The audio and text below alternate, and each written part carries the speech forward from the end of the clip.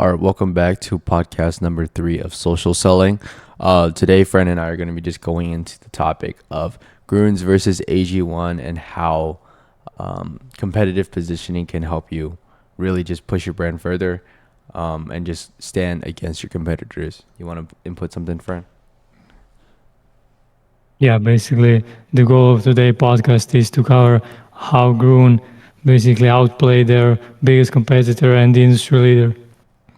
Yeah, so we'll just be kind of diving into a couple of questions, and yeah, just kind of like, going off on there. So yeah, just getting straight into it. What unique consumer problem did you think that Grüns positioned themselves as, or like positioned themselves against AG1 that allowed them to scale to $500 million in like 2 years? Yeah, so I think the main problem with AG1 is some people didn't like the taste because it's green supplements, so it doesn't taste good. So most Mm-hmm. people were avoiding it or wasn't a fan of it, even if they was using it in their daily routine because of the taste itself. And Grun's first uh, position angle was we taste better than AG1, and yeah, basically that was first differentiator, and also the pricing plan was cheaper than AG1, so it was more affordable. And with those two, I think it was two main stuff that really made a difference with challenging the industry leader. Yeah, I definitely think that's true because, taking greens in general, just to help with like your gut health and all this other stuff, can be like a daunting task, especially when you don't have a lot of time.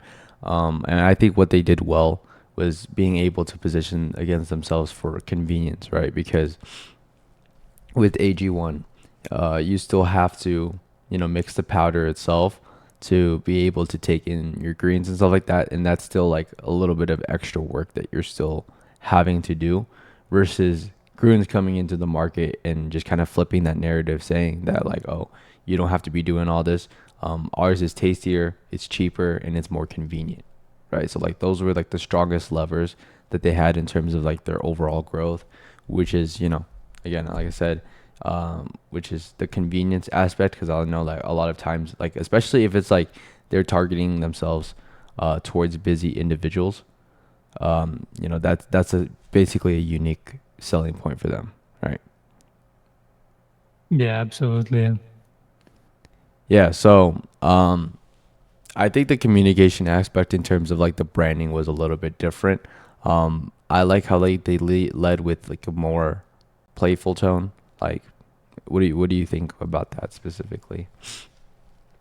Yeah, I really loved Grun's positioning because they didn't run away from their biggest competitor, and they didn't try to find like a new branding strategy. They basically used AG1 as their reference, and they were just using let's say bad things about AG1 and the not convenient stuff and the whole branding, and they were just referencing how Gruns is better, in which ways Gruns can be more convenient, tastier.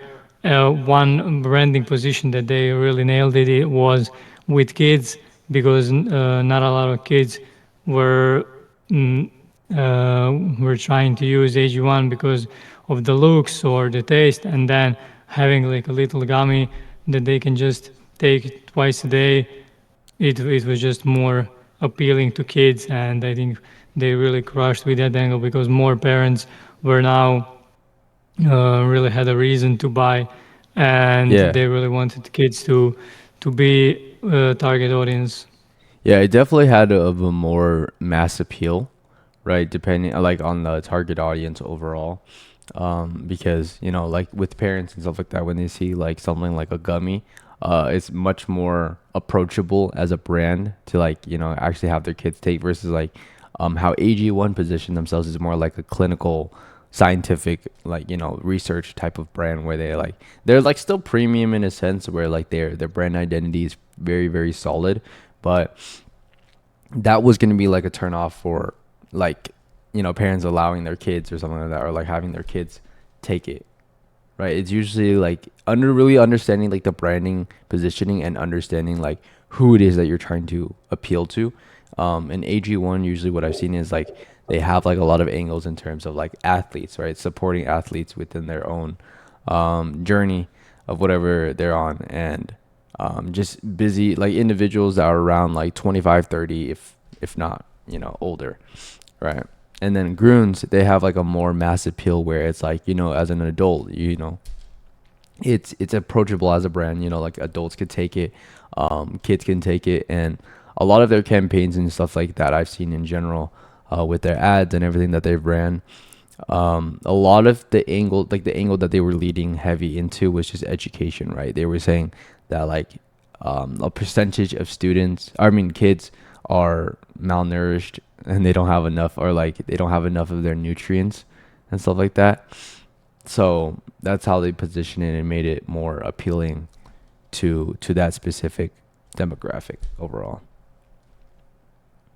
Yeah, basically, what do you think about how important is storytelling in their branding? Because their story is completely different than AG1's, and yeah, basically, what's your thought on how they position the completely different storytelling and the completely different demographics in that case?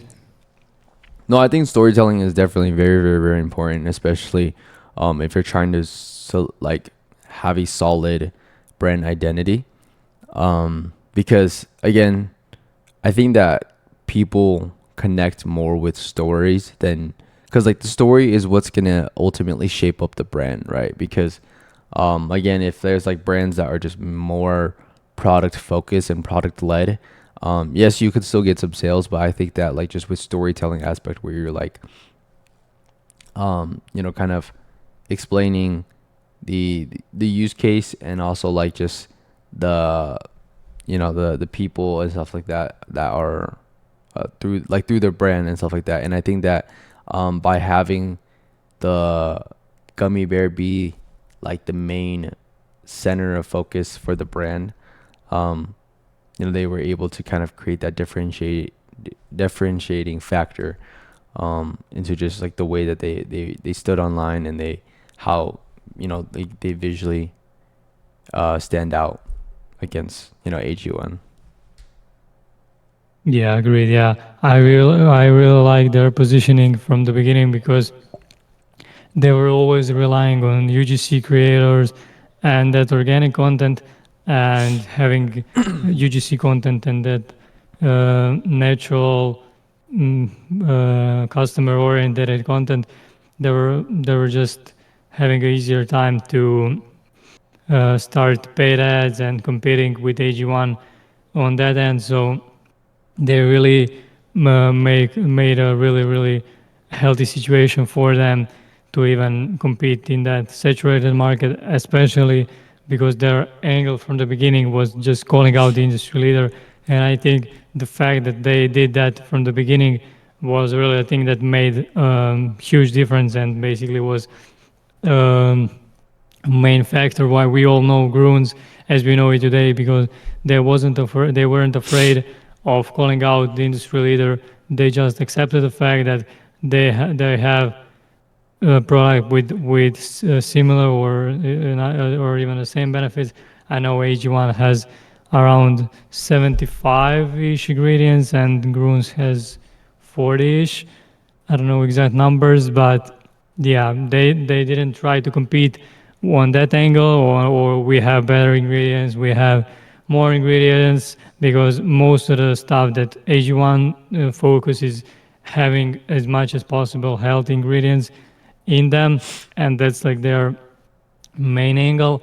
And with Grüns, they knew they hardly can beat the type of ingredients or number of ingredients. So yeah, they just positioned themselves on that more convenient way of everyday, especially as nowadays people are more busier, and having a convenience or something that you need to, like Ron said, take time and effort to make and drink, and especially if you don't like it, it's just not appealing. Even though it does have tons of ingredients, I think people were leading to more convenient stuff, and especially because AG1 is here for what, like 10 years, even more, I think 14. And yeah, I think people were just used to seeing AG1, and Grüns were just so refreshing, and it was essentially the similar thing, but on a completely different storytelling, different brand positioning, different everything. Yeah, it's definitely about positioning against, right? Because a lot of times people go into a specific market, and you could say that it's competitive, saturated, or whatever you want to call it. But generally, I don't think that's the case at all. It's just not about, because if there's like an industry leader, or there's just a market that has a proven demand for what it is that you're trying to offer or sell, you're always going to have to be unique, and there's like finding a specific angle for you, because like it's not necessarily about taking over the industry, even if that is your goal, but generally it's about just taking a piece of pie, or just like doing things better than your competitors, right? And then they were able to find a gap there's a gap, there was a hidden gap within that specific market. So like regardless of what market you're in, is just finding that hidden gap that you can stand strong against your competitors, right? Because another example I want to take from another brand is just like Liquid Death, right? They're literally just selling water, and I think that's the same thing. They've had a unique approach to the way that they sold water that makes them more appealing, compared to just like other brands, because like bro, it's like there's so many water brands out there. It's like it's just, all of them is just water, right? So like they thought about different ways to position themselves against like the other brands, right? Because the other ones are like using plastic, and stuff like that, and then they took a completely different approach by just using aluminum and stuff like that for the cans and stuff like that. So I think it's the same concept that applies to this, because Grüns really just like really push with like the convenience angle, um and like basically explaining like the bigger picture of like how many nutrients and how many things that a couple gummy bears can be giving, giving in terms of like the nutrients, and every single day, which kind of made them much more appealing, right? Yeah, so do you think their tactic is really easy to replicate? And what would you suggest to brands if they have an industry leader and they have similar product or the same product? Which advices would you give someone to not get discouraged, buy bigger fishes, and yeah, basically how would you advise someone to who is starting from scratch to position their brand? Sometimes, depending if you're selling a consumable product, it could be the ingredient factor that you can make yourself different. But drawing back to what we kind of discussed before, it's just really nailing down your storytelling angle, right? This is about like explaining about like the us versus them. It's like, okay, what makes us different that the consumers would choose us out over our competitors, right? And it just needs to be very, very strong angles. And then the thing is, like with AG1 again, like they had a weak point of like you still like it was still extra effort that you had to like mix it in, you had to shake it, you had to have a shaker bottle, you had to do all that, just to be able to take it in, because like that's a lot of work, especially if someone's like busy in the morning. They won't have time to be able to do that, versus them, like you could take it on the go with you, right? Just grab a pack and then you go. But I think that to kind of replicate, like, is that what you're trying to ask, is like just replicate their specific strategy, or like just replicate like an industry leader? Yeah, basically, I thought about how brands should position themselves to be different and do not get discouraged by bigger brands, because yeah, if you are starting out, if no one knows about your brand, well, just try to find a position or the angle that is really unique for your brand. And yeah, that was like a my question and also my take on that. I think it's actually having like very strong branding as well overall. I think branding is a very strong factor. Like Liquid Death, you know, they had something that made it just give it like a wow factor, right? So positioning against is just like finding a way to spark that initial wow factor while also like building an audience, right? Like who it is that you're trying to specifically appeal to, right? And then Grüns like that's the way that they kind of like had like that more mass desire and mass appeal to their products because they were not only targeting adults but they were also targeting kids, right? Versus AG1 is just completely like the opposite narrative. So just trying to find a unique positioning in terms of like either your product, your story, your branding, and you know all of those things. If you have something different, will just have you way ahead and stuff like that overall. Yeah, agreed. But Yeah, I would just add that there is always a room and there is always angle and there is yeah, I would say there is always a room for something different, even though the supplement market is one of the most saturated and most crowded. I think there is always room and the way how you can position your brand. Either is it storytelling, branding, offer, feature, target audience. There is always like one single thing that you can be different and you can rely on that. And with having that one, you can always find new ones. And yeah, that's basically a pattern that we saw with a lot of brands who were new to the market and just made really good results in a short time period. yeah, I think that the common pattern between I see what like successful brands have established overall, and I think that Gruns is kind of leading into that as well. It's just having like a common enemy, right? Having a common enemy of like, okay, what's in the market right now that we should all like be going against, right? Because I think that like to build somewhat of like a cult like following for a brand or build like a strong brand reputation and just like having a positioning that like that challenges the specific like a certain narrative in a specific market, right? So that's what strong positioning kind of looks like to me. It's just having something that goes against like you know other things overall. But yeah, how do you think like the pricing point that Grüns put their product as kind of created the perceived value of the thing, especially in a saturated market like greens? Yeah, like I mentioned, their pricing is lower than AG1, so they had that advantage from the start, where they noticed that yeah, especially in the beginning phases, they can't compete with AG1's prices because, like I said, AG1 is been here forever. Everyone knows about them. I think, in my eyes, AG1 is the brand that I think of whenever someone says supplements. That's like the first brand that I always think of. It's the brand that I always was watching their ads, trying to see the different patterns that they're using, angles. So I think that's like a common uh, thinking and we and how people see AG1, and they notice that they're not at that level yet. Now they can compete with the prices, but they're still pricing that cheaper to just have that leverage because it's better to be more affordable, more convenient, and have a nice the user experience than try to compete price wise or offer wise with them because they were known for that fact from the start. And I think where people are neutral, they haven't tried both. If they just want something convenient to just try out, they will always lead to something more affordable. So I think that's one of the angles that they are getting a lot of new customers who are on the edge of trying both brands.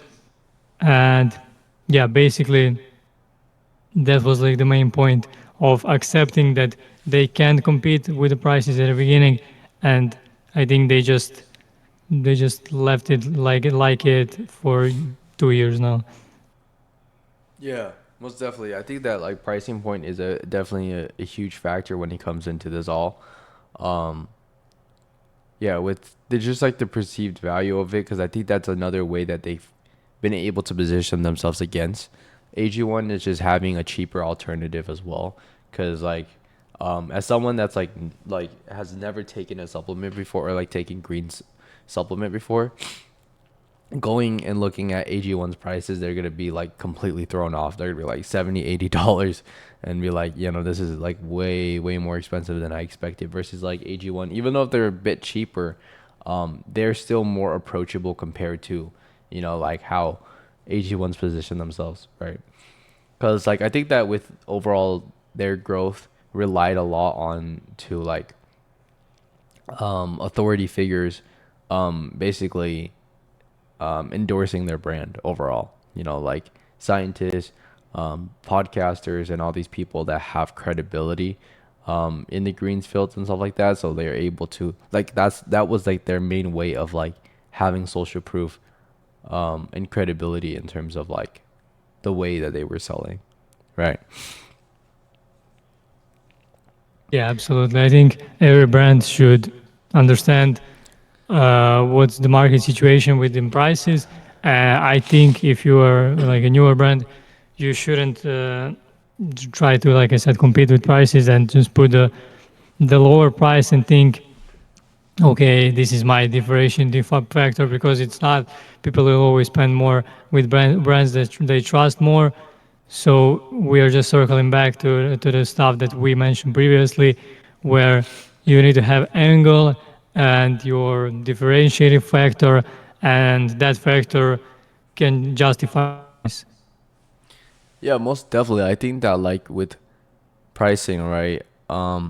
Sometimes having a product cheaper than your competitors can make your product seem cheaper, right? Because sometimes people think that, oh, is it too expensive for the product that I'm selling? But generally, I think that like if you sell something that's too cheap, it's gonna lower the perceived value of the product overall too, right? So it's just about like kind of like having that gap where it's like not too outrageous, where like the average individual can't afford it, versus like a price point where like it feels like, yeah, I'm getting what I'm paying for, right? And that's what they were able to kind of just nail with that, to attract a larger audience overall. And yeah, diving into it, like what were the marketing channels that they were using that you've noticed that kind of led a lot more into their overall growth? Yeah, I think they tried to position themselves on the every platform, like every channel, and having user generated content that I mentioned before really helped them, especially on TikTok and IG Reels, also like with ads and stuff. Because, and also one thing that really helped them was they were on the shelf for in retail, so people were just filming in the stores, or really I saw, like, even on YouTube, like I was surprised when I checked that a lot of people, when Gruns came out, or like in the recent year, they were filming videos, Gruns versus AG1, or I'm trying Gruns for the first time. And I think people really like that angle, because it's really just, okay, we have industry leader and one side, and we have a new product that a lot of people are talking about. Okay, let me see their experience, how they liked it, and people are just relating to that. And because if they saw someone who is similar demographic, or like a target audience to them, they were like, they were more likely to take a chance on the new product. And yeah, that was just the first and most important thing that I noticed with Grüns, was just that user generated content. And yeah, the fact that they they just competed with AG1, like a healthy competition. I think people also recognize that, and people were also like, users were also interested to see, okay, we have two brands now with a similar purpose. Let me see what brand is better. Let me taste both of them, or let me taste one if I tasted the other before. So I think that also piqued interest, because, like, okay, we have a question like, which brand is better, and of course it's subjective thing, but I think that really pushed the Gruns a lot. Yeah, a lot of like I've seen with like with Grüns is like the UGC angle, because I think that people always want to see themselves in somebody else before they make a decision. So I think it's always important to like even have like creators that align with your product, right? Because if you want to appeal to someone, just even having the specific creators, and being specific about the creators, right? It's not like I would sell like gym supplements to like a girl that jogs or whatever, or I don't know, like just like something like that, or like you wouldn't sell like gym bro supplements to um like a dog mom, right? That doesn't make any sense. So it's just like, okay, like when you're trying to sell a specific product, like what is like the demographic, and even choosing your creators based off of that demographic that you're looking to appeal to, right? Because then again, those people will then connect with their audience, because their audience, like usually they buy into, like again, like those audiences that they've had kind of curated and built up over time, they they basically buy into the creator themselves. Like they buy into the creators themselves, and the creator just basically promotes your product. So that just already has like that trust and authority within, like, for UGC, especially if it's just like organic. Yeah, just like that angle overall, right? Yeah, what do you think? What role did virality played in their growth? You said that again. What was that? What role did like virality played in that their whole growth?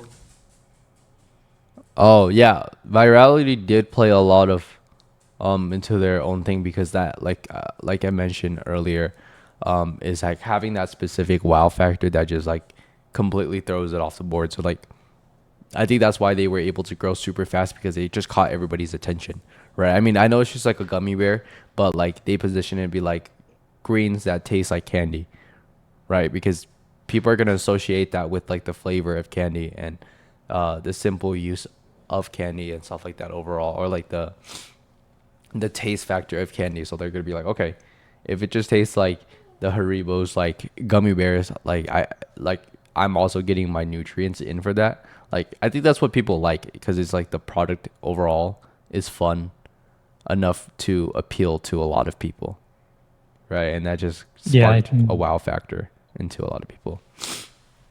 Yeah, great. Like a healthy candy angle was just ripping for them. Yeah.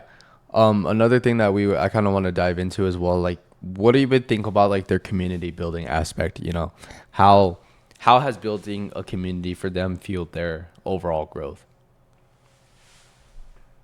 I think that's also like a smart thing to do in every brand, but with them was also having different audiences, different demographics, and having a community of people within the same age range, or being a mom that just wants their child to take greens and finding a way for their kids to love the product. I think it was just created a familiarity and also trust with the whole within the whole brand. Yeah, good point. Good point. Yeah. Um, the community aspect is just like, again, having a lot of creators, having a lot of people post about the product and stuff like that, and tied to appeal. I know some of like their shots and stuff like that on their Instagram page is very cohesive. Everything feels like it's together. The consistency of it, because I think that like building a community, consistency, is gonna play a lot into how people associate themselves with your brand. Um, yeah, and they just focused a lot on engaging with their audience and stuff like that, in terms of like the product overall. Yeah, so what do you think about their product and experience and stuff like that? I know we had kind of covered a couple points on that overall, but is there anything specific that you want to put into their product experience that kind of made them stand out? Yeah, that was a really the really thing that intrigued me while I was doing research on them, like even a few months ago. when we first chatted about the difference. That was really a conversation that even made us think of this topic for today's video. But yeah, it was just like their packaging, their convenience, their you just grab it, you go, you can eat them whenever, whatever, you know. It's just like, okay, I have something healthy with me. If I have a busy day, let me just grab it and yeah, just forget about it and just have it somewhere in a pocket, in a bag, and that's it. You don't need to think about, okay, I know I have a scoop that I need to take. I have a bottle. I need to pour water in it and stuff like that. And sometimes, especially in, like I said, in today's world, it's really hard to some people to even take those few minutes uh, to even create the product and have the healthy drink with them. So yeah, just basically the perfect timing to have such a convenient product in this today's world. Yeah, convenience is what wins a lot of consumers nowadays. I think that like um a brand or like a company that really backs this up is just Amazon, right? A reason why people kind of gravitate towards Amazon is because the convenience factor of it, you know, like fast shipping, fast delivery, all these things, because like it's convenient. It's like at the tip of your fingers. You're able to order anything, like anything you want online. You're like one click away and then you have the product, right? So I think that's like the angle that they've led with as well, and I think that like a lot of brands should be finding is like finding a specific way to make your product a lot more convenient, in selling convenience, just being able to sell convenience in a way that makes your product and what it is that you're selling a lot more appealing to people. Because again, most people, you know, no shade to anybody out there, but like I think most people generally are very lazy. So like they're just trying to find a way to cut down. Well, not necessarily lazy. They're either lazy or just they're just busy, right? And people want to cut back on time because I think that a lot of people value a lot more of their time. So just finding a way or a gap that's hidden in the market about like, okay, how can I make this product more convenient? How can I make it much easier to consume, compared to like, you know, like they could position themselves against like, oh, chalking down like powder and stuff like that, and then they're just gonna like people are instantly look at AG1 like completely different instead of how like the years and years of brand reputation that AG1 has built for themselves, and then Grüns comes in, completely flips that narrative, right? So for the competitive analysis that we want to get into as well, how would you say that a brand should take like the competitive pressure of the market and feel that as an opportunity for themselves? Yeah, basically, what most brands want to do and what people are trying to do and what people should do is basically take your competitor, basically know everything about them, watch their watch their basically customer journey from the start. If that's like a bigger brand, of course you will have easier time to analyze it, but you can do it with whatever product that you can compete with. Basically just try to become their customer and just see their patterns in their whole customer journey, customer experience, and just learn from it and just implement it and try to do it better. The example with Grüns in this case, like we mentioned, convenience, that was like the first thing that they noticed, and there is always some, because no product in the world is perfect. There is always something or some area that there is always room to get better, and maybe that brand will also implement that. But if you're faster, you can just be the first brand to have this, I don't know, to have this packaging, this, I don't know, something about your product. And yeah, basically analyze your competitors and yeah, just don't shy away of being the underdog for now, because there is always like a chance that some angle that you hit or you tried is just booming and that's it. The whole narrative can change because Grüns chose the biggest supplement brand, I think, almost in the entire world. I know. So if they found, I mean, it was it was like the obvious angle, but no brand was even close to getting to the AG1's level that fast or that close. So yeah, there is always something that you can compete with, and yeah, just analyze everything, take notes, I always say, and yeah, there is always room and there is always a chance for each brand to have their own share in the market. Yeah, there's always a way to be able to put your foot into a specific market, especially with um, anything. Because I think that a lot of times people, again, shy away from just markets that are insanely competitive because they think that like, oh, there's already someone that's doing it. But it's always about trying to find ways that do it better. I mean, obviously, like there's some that are going to be difficult. It's not like I'm going to build like an app or a company that's gonna like outperform Amazon, right? It's like so like a way to be able to like find it is just like being finding like a gap, but also being realistic with yourself, right? So it's like not Yeah, like I I'm will gonna also. yeah, it's not like I'm gonna create No, something where I'm like gonna outpace Amazon, you know what I mean? But you were saying?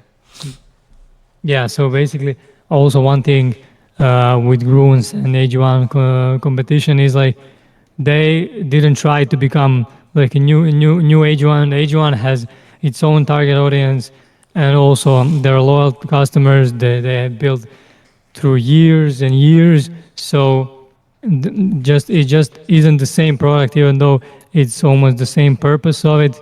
So Yeah. it's also good to have their completely brand identity, and yeah, they will never compete for the same people, I would say, because if people are loyal to AG1, they will always just like it and be their loyal customer, and they can try use greens and whatever, but it's just more so people's preference. So yeah, maybe some people switched, maybe tried the Gruns and they just like their morning routines start with AG1 or whatever, or their life isn't structured. They need that convenience. So yeah, basically there Yeah. isn't a way that you can They 100% take over their angle and their position. Yeah, they weren't necessarily trying to replace what it is already in the market because I think that is very hard to try to replace what has been around a lot for years and years on end.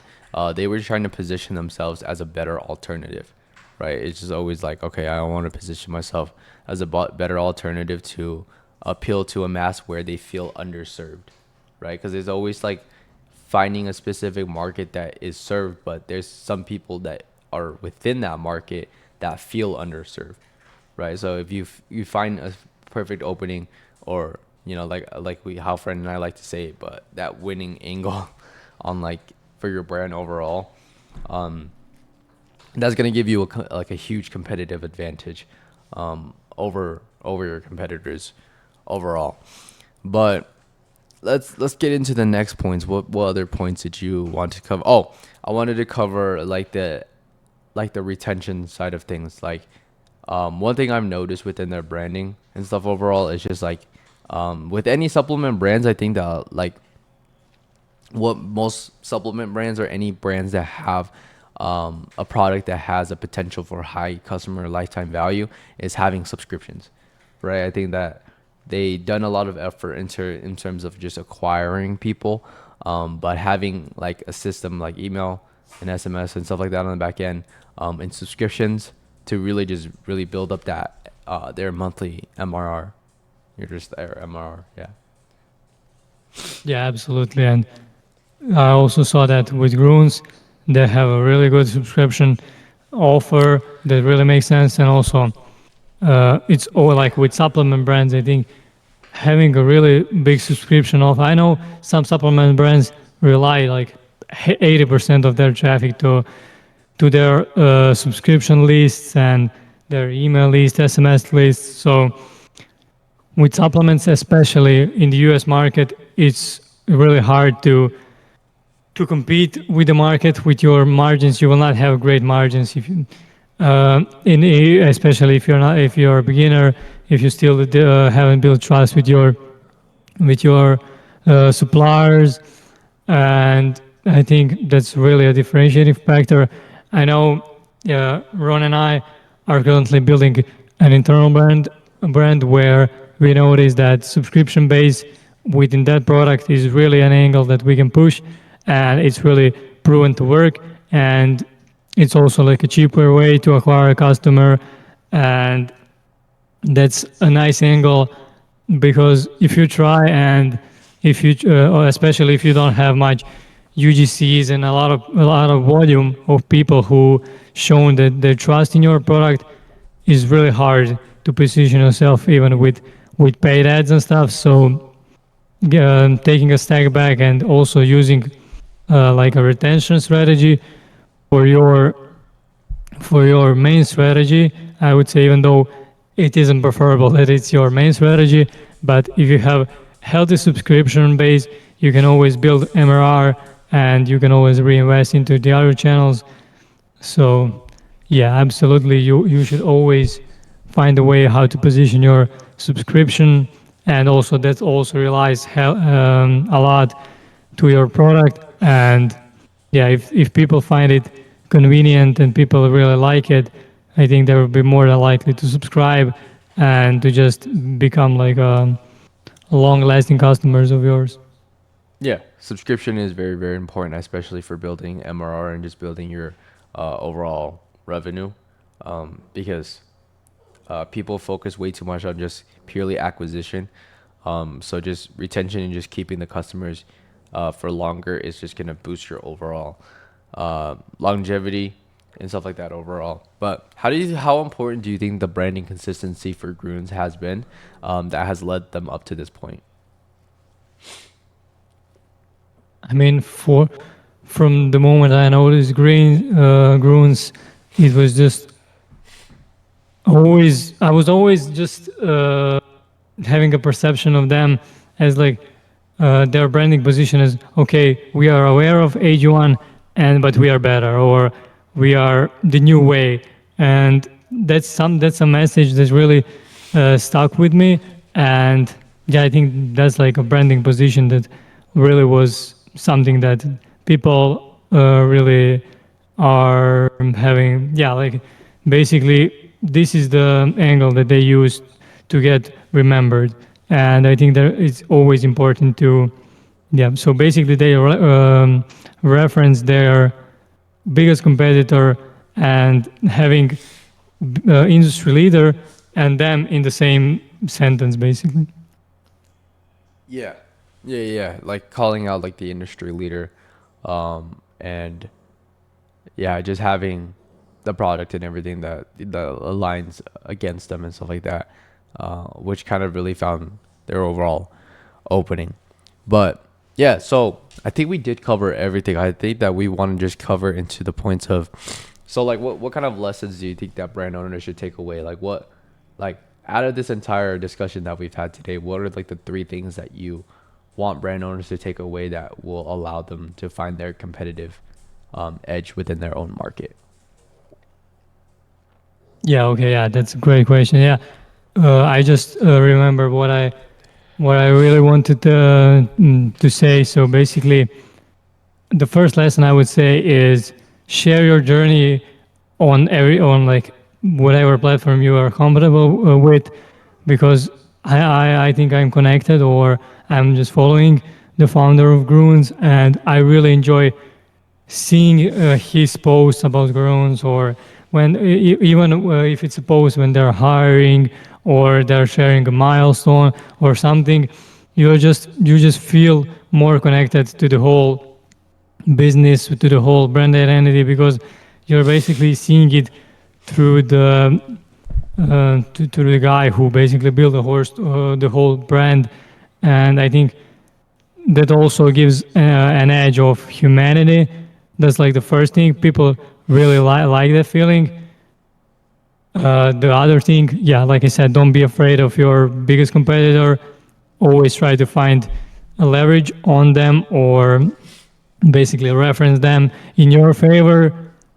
And yeah, basically try to have yeah, as better user experience as possible, because user generated content will always win your every angle that you try to put out, because and also like influencer marketing in your ads or your organic content, because if people who already built trust show trust in your brand, that can basically that can double your whole brand story, brand identity, and yeah, it can really give you an edge.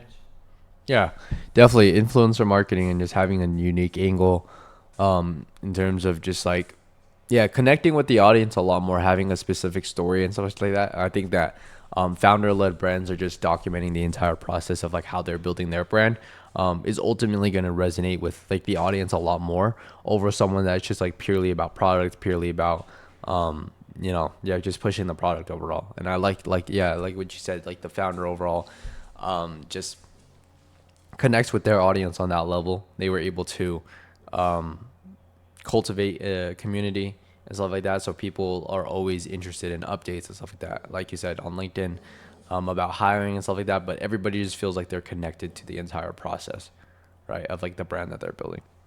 So, but yeah, I think that is it Absolutely. for today. It is a short one, but you guys did enjoy and you guys did want to work with Fran and I, we leave our socials and the link in the description. But until next time.